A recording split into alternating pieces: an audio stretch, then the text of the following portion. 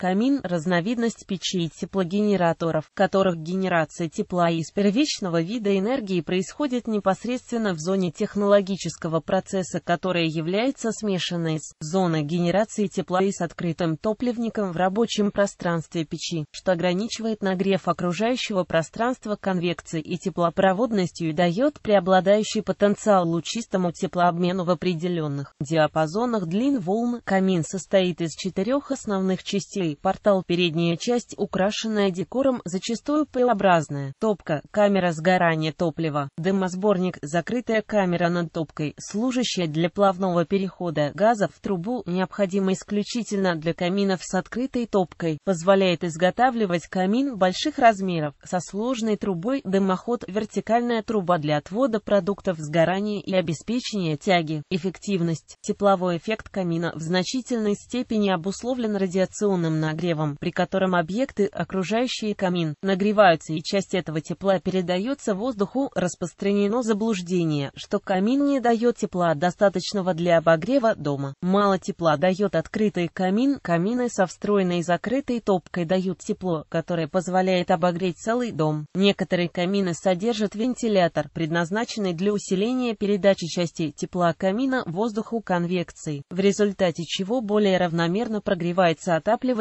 помещение. Классификация по конструктивным особенностям. Заглубленный в нишу камин Рамфорда, открытый, стоящий в середине помещения, с топливником, открытым со всех сторон, полуоткрытый, пристроенный к стене и не связанный с конструкцией стены. Камины со встроенной каминной топкой, по виду топлива: дровяные, угольные, газовые, биотопливные, электрические, пилетные. Архитектурные стили. Классический определяется наличием П-образного портала и в подавляющем большинстве случаев открытой топкой, хотя в последнее время все больше применяются топки закрытого типа, обладающие большим КПД. Это достигается путем контроля притока воздуха в топку. При ограничении притока воздуха внутрь топки уменьшается также и скорость выброса нагретых дымовых газов в дымоход, что в свою очередь повышает количество тепла, рассеиваемое топкой в околокаминное пространство. Для каминных порталов классического стиля характерно применение мрамора или другого натурального камня, изредка чугуна или даже дерева. Рустикальный зачастую также имеет название кантри. Это порталы малых и средних размеров Д-образной формы. Выполняются в плетеном или же угловом исполнении. Портал выполняется из недорогих материалов, натуральных: песчаник, ракушечник или же искусственных, например, идель-рок. В портале почти всегда предусматривается отдельная ниша для хранения дров. Модернизм и хай-тек — это современные каминные стили. Появились они относительно недавно, во второй половине 20 века. Несмотря на свойственный этим стилям минимализм, формы порталов этих каминов завораживают и удивляют смелостью решений. Отдельные модели каминов стиля хай-тек выполняются только в единственном экземпляре. Так, например, камины компании Focus, именуемый Omega Focus, имеет оригинальный разрыв в металлической пластине, служащей фасадом портала. Рисунок разрыва металла уникален в каждой выпускаемом экземпляре и подписывается лично Домиником Имберто, основателем и идейным вдохновителем компании Focus. Бионика. Этот стиль появился в конце XX,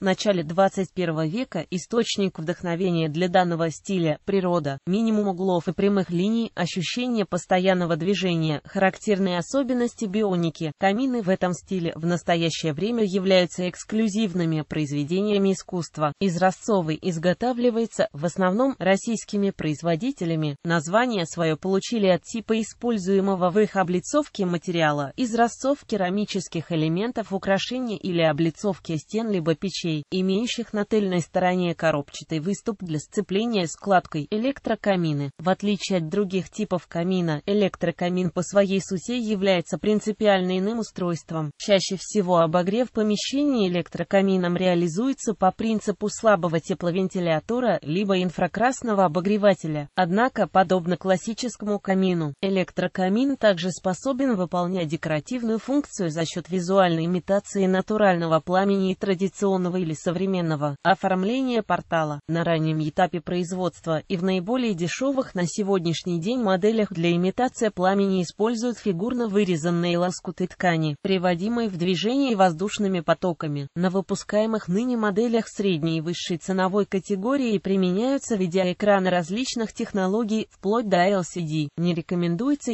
электрокамины ставить напротив окон, светильников и тому подобное. Направленные световые лучи понижают яркость зрительного эффекта. Также часто встречается эффект тления. В пластиковых копиях дров очагово располагаются световые источники разной интенсивности. Функция обогрева часто является отключаемой. Таким образом, запуск электрокамина в эстетических целях становится комфортным и в теплое время года. Биокамины. Биокамин – разновидность печей и теплогенераторов с совмещенными зонами генерации тепла и технологического процесса. Рабочее пространство биокамина отделено от окружающего пространства специальным порталом со встроенными горелками, в которых процессы теплогенерации происходят за счет сжигания биотоплива. Камин требует установки вытяжки, так как он дает живой огонь, а не имитацию огня. В отличие от электрокаминов, биокамин не требует подключения к электрической сети. Его установка возможна почти в любой части помещения, без привязки к каким-либо инженерным сетям. И все же, ввиду того, что происходит обращение с живым огнем, работающим на жидком топливе, рекомендуется установить годный углекислотный или иной огнетушитель в помещении эксплуатации биокамина.